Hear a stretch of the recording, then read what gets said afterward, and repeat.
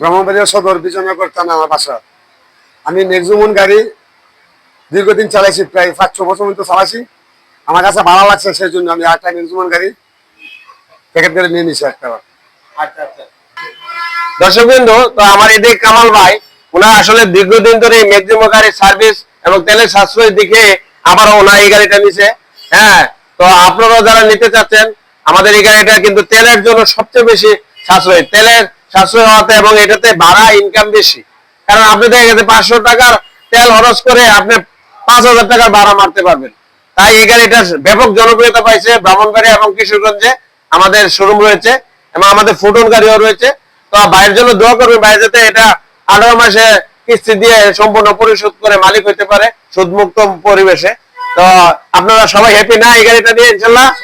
জি জি জি, আপনারা দোয়া করবেন। আসসালামু আলাইকুম।